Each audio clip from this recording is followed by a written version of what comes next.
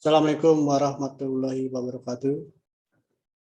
Selamat pagi, Guru JND, sarjana siswa-siswi SMP PGRI Depok Jawa Tengah.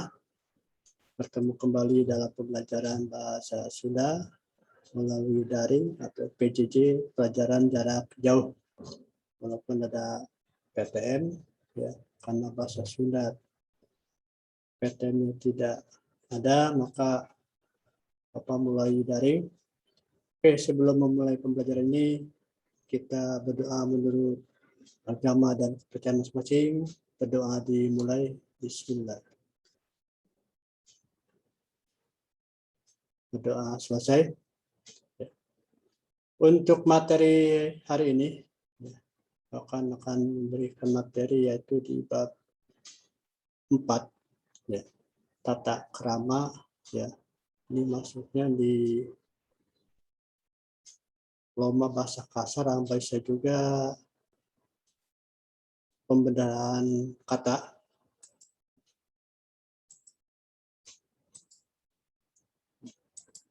Dari materi bahasa Sunda kelas 7, materinya itu tata krama. Tujuan pembelajaran yang pertama itu pengertian tata krama bahasa Sunda. Kandaga kecap loma jeung lemes dalam kaidah tata krama bahasa Sunda. Maksudnya ada bahasa kasar, bahasa lemes, ada bahasa loma, bahasa sedang. Waktu bahasanya tidak kasar, tidak lemes, tidak. Tata krama bahasa Sunda dalam paguyuban, dalam percakapan tentang menyapa, memperkenalkan diri, berpamitan, meminta izin, mengucapkan terima kasih, dan meminta maaf. Tata krama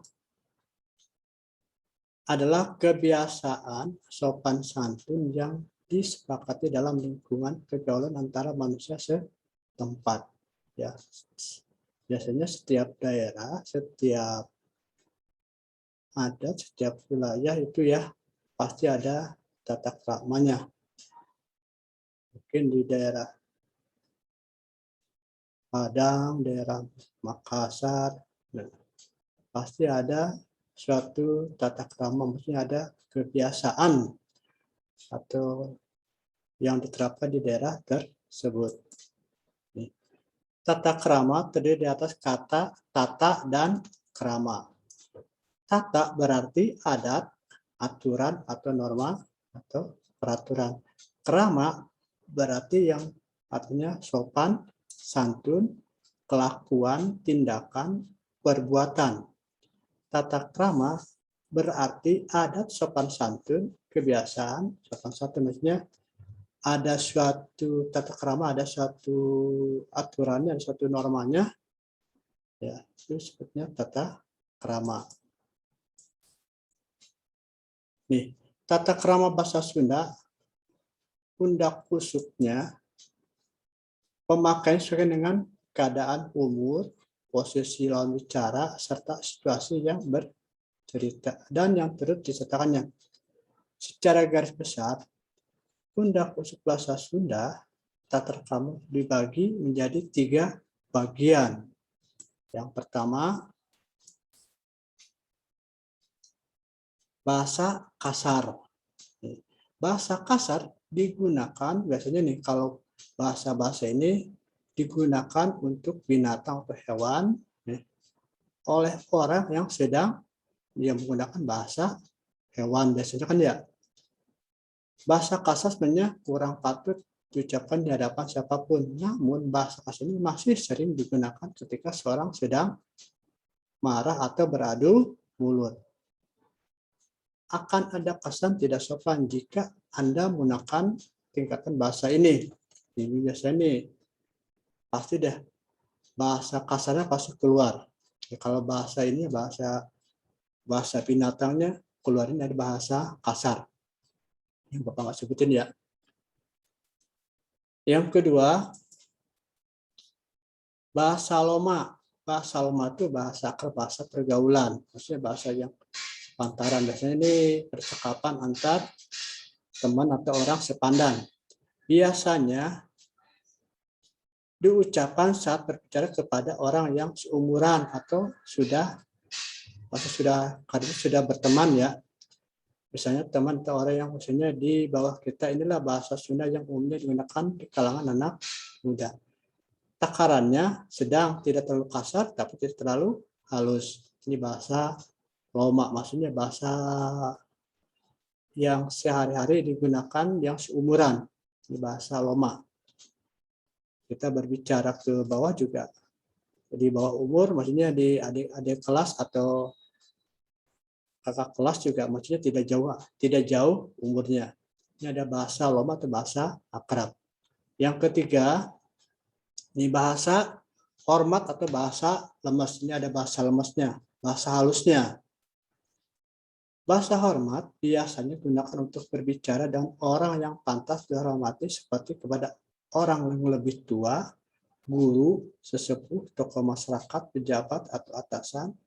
Ketika seseorang menggunakan bahasa halus, ini kita bercakap dengan para sepuh asal Sunda. Apalagi jika ditambah dengan lentong atau intonasi, paseman atau roman, ekspresi wajah, lengkuh, jong peta, sikap, gestur yang baik, maka akan menjadi menaikkan diri dari orang tersebut. Apalagi bagi calon teman-temannya, kalau biasanya di bahasa hormat itu kita berbicara yang di atas umur kita kepada orang tua, kepada guru, ya, menggunakan bahasa yang halus, bahasa yang lemes, tidak digunakan yang bahasa loma yang tidak seumuran, ya, pasti ada tingkatannya. Nih, ada ragam bahasa di bawah ini. Ini ada bahasa loma, bahasa lemes, bahasa lemes ke sorangan, bahasa lemes ke kabatur. Ini ada artinya. Ya. Mungkin Bapak tidak akan menyebutkan semuanya. Umumnya kalau bahasa lomanya, bahasa biasanya abus atau asup. Kalau bahasa lemesnya lebet. Ya. Ini bisa ke sendiri, bisa ke orang lain. Ya. Kemudian ada lagi